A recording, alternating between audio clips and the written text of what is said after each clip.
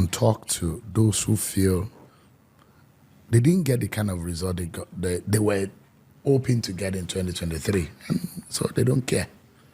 What do you tell these people as to the future of this country and the 2027 election? Those who have given up and said, the election didn't go my way, I voted in this pattern, but it never went my way. What would you be telling them, the young people of this country? For the young people of this country and also the elderly, for everyone, I just want to remind us of one saying, that yesterday died last night, and that we cannot carry the momentum of the past into the present. Otherwise, it's going to affect our future. I know all of us were pained at what happened in 2023. There are people who were in their 70s and that was their first time of voting, and I feel your pain. We did everything that we could have done. We trusted the system. We stayed on, and yet the election was rigged. It's painful.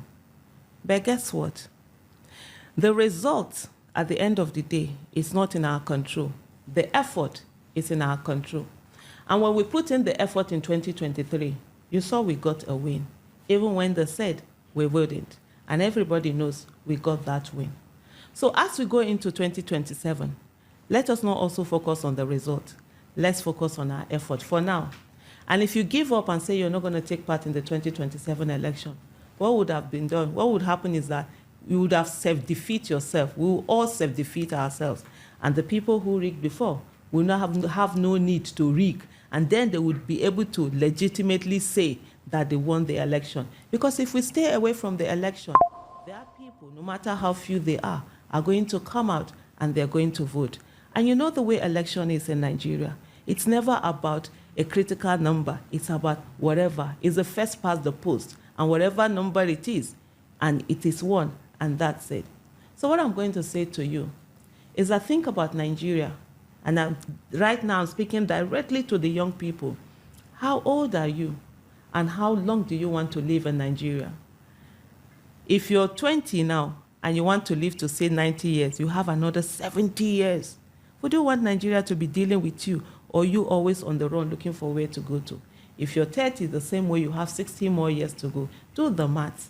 And so, therefore, no matter the anger you felt at what happened in 2023, this is the time to bring that anger and put it together and say, never again. Never again would our votes be rigged. Never again will the mandate of the people not matter. Never again will we sit down for a few to do whatever it is that they want to. This time, we're going to put in the effort. We're going to ensure that we have a win. We're going to ensure that when we vote, we stand there and we ensure that our votes are counted. I've said this before, and I'm going to say it again, that when we go onto that ballot at the election ground and the polling unit and we vote and we put our thumbprint, we must stay and ensure that our votes are counted for our candidate. Otherwise, it will just be paper painting that we do. And I will round up by saying this to you. They rigged us in 2023. Shame on them. If they rig us again in 2027, it will be shame on us. Thank you. Madam. Let me repeat this once again. Shame on them for rigging in 2023. But it will be shame on us if we allow them to rig again in 2027. My fellow citizens, this 2026, the fight for our lives have already started. We do not have business saying that we will not be part of the election. We do not have business saying we will not be part of politics. We have said that so many times, and what has it resulted into? A country that people die needlessly. If the story of a lady, a young lady, and this is not the first time, that same scenario is playing out in Abuja. The last one we had, the lady even drove herself to the hospital, like I'm hearing about this one. If a lady could be bitten by a snake and she goes to that hospital without getting medication, that should tell every one of us that we're all victims waiting to happen. And that Nigeria can happen to any one of us. And so for every day that we fight for good governance, we try to get those things that get good governance. We're actually fighting for our lives. Don't come and say, oh, I never knew Nigeria will happen to me.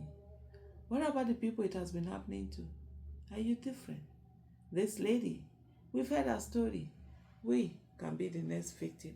It definitely will be amongst us. Because if nothing is done about the problem, then becoming a victim is a huge reality. A lot of countries, when things happen there, they ensure they put a stop to it so that other people will not become victims. And so this is not the time to say you're giving up. This is not the time to say you're not participating. This is not the time to be saying, oh, but those people, they used to become and outnumber them. If you feel that some of these people that are there are people that you never ever wanted to even be on the same room with, fantastic. Outnumber them so that they are forced to leave the room and you will be there. But guess what? Nature abhors vacuum. And if you do nothing about it, those who are going to do badly for the nation will occupy the space. And that is it.